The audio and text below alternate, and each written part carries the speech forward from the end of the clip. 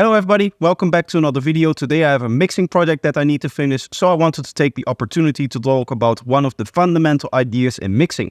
Now I don't know how this term is used by others, this is the way that I came up with it myself, but I think the principle applies to everyone when they're mixing. So this is the project that I have to show you. As you can see, we are in Reaper and this is a mixing project. I can scroll down and you can see all of the tracks. Most of them actually have effects on them, but this is nowhere near a finished mix. What I want to do though is look at the principles. As you can see, there's many different elements that are all playing at the same time. In this kind of general section here, we have all of our drums here.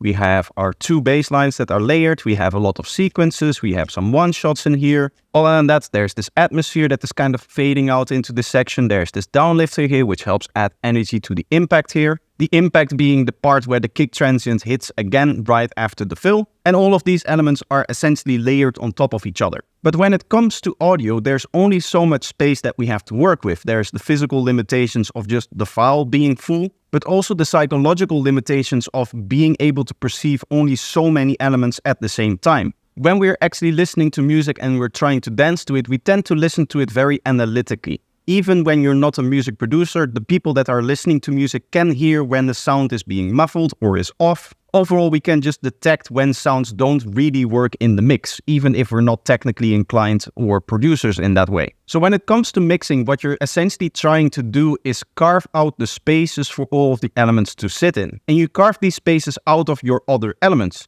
So for example, if you want to have your kick and bass in the low frequencies, you remove the low frequencies of all of the other elements so that you have space for those low frequencies to be fully present. Now this is going to be our first level of separation, it's going to be the frequency space. As I said before, you can make space in the lower frequencies for your kick and bass by removing the low frequencies of all of your other elements. But this is also something that you can do with the mid-range frequencies or the high frequencies if you need it. This is, however, not the first level of separation that I would start with at the beginning of the mix. That would be volume. And the reason for that is because volume is the best determinator of which element is up front and which element is behind. I like to think about it as a room in that the frequency is going to be the height of the room, and then the level is going to be the depth of the room. You can imagine yourself basically being one wall of the room, and obviously sounds that play at that wall, that play up front very close to that wall are going to be a lot louder, and sounds that play very far away are going to be a little bit quieter. So in this analogy of the room, we have used 2 out of the 3 kind of directions. We've used up and down for the frequency, and we have used back and forth for the volume. The final one that we'll talk about is left and right, which is commonly suggested to be panning, but I like to think of it more as stereo width overall.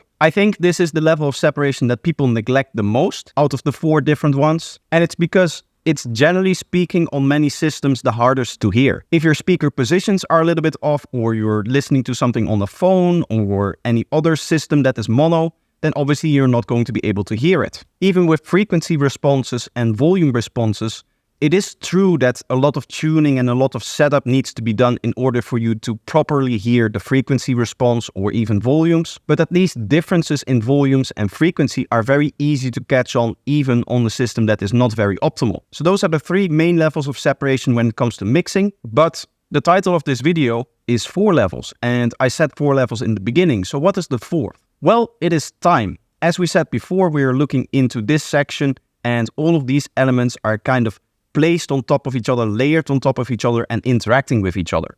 But they're not interacting with, for example, this element, or this element, or this element, or some of the other elements that sit in here. Here you can see another example. This is an atmosphere that just doesn't play in this section of the track. So you don't have to separate that because it's already separated in time. Now obviously this is more of a production kind of thing than a mixing thing, but it is still something to take into account if you're mixing your own productions. You can make your life a whole lot easier by having fewer elements on top of each other and separating them out more in time. I mean, do you really need that atmosphere if you can barely hear it in the track? Isn't it better to place that atmosphere in a position where you can actually hear it in the track? Those are the kinds of questions that you can already answer in the production phase to make the mixing phase a lot easier. Now, before we continue, I do want to say that if you enjoy my videos, make sure to let me know by leaving a like and subscribing. Also, if you want to support me financially, you can do so by going to my Gumroad and checking out my products, or going to my Patreon page. Links for both of those will be in the description. Now let's get back into the video. Now, I don't plan on going into detail on implementing these 4 levels. Obviously, there's ideas that you can experiment with, which I want to explain a little bit, but I'm not going to show you through like a whole mix in this video. That's not the purpose of this video. I just want to explain those kind of levels to you so that you can experiment with them yourself. But I will give you a few examples. This is the part that we were talking about before. This is a part that I've been working on extensively.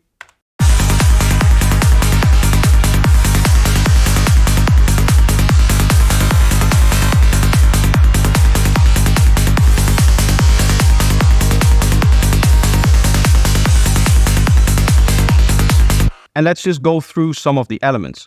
First of all, what you'll see is that I've just set volumes for all of the different elements in my mix. The way that I like to do it is I like to import all of the stems in my mix at -8 dB, as you can see right here. This means that I have a lot of headroom for all of my effects, and obviously also my faders are going to be a little bit higher. What this does mean though is that for my kick, I'm actually not changing the fader amount at all. There may be some gaining that is happening in here. I do tend to gain stage all of my plugins, but sometimes you just make a little bit of a mistake. We can safely assume that my kick is peaking roughly at -8 dB here. Now, the kick is the most important element of the track. So what you'll find is that there's no other element which is going to peak this loudly. Also, with the way that the kick is designed, it is a fairly loud element in terms of its RMS as well. So even the perceived loudness is going to be fairly high. Then we have the bassline, which is a close second.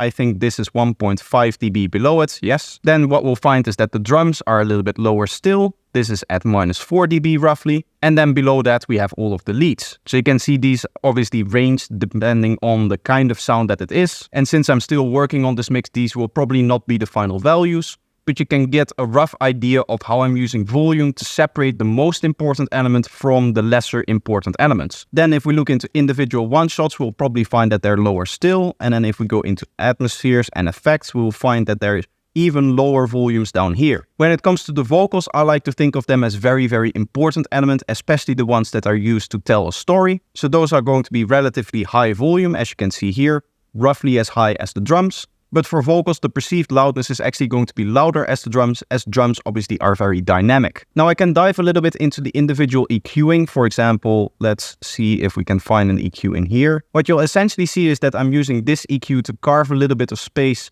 in this area for the drums, and then below re-gave it a little bit of presence here, so that the drums are going to be above 10K, roughly.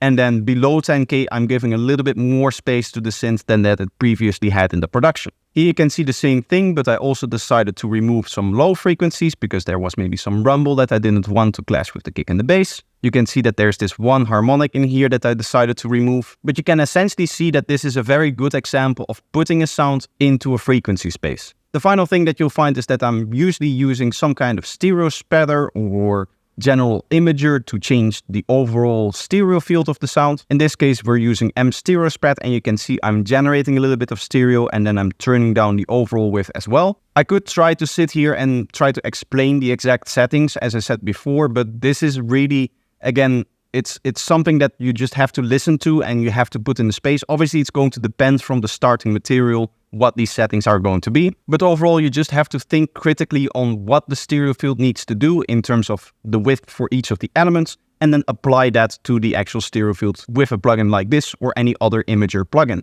So that's what I wanted to talk about today. I hope that you enjoyed this video and that it's helpful for you. Let me know if you did enjoy this video by leaving a like, and if you're new here, subscribe. But that's going to be it. I hope you enjoyed, and I hope to see you in the next one. Bye bye.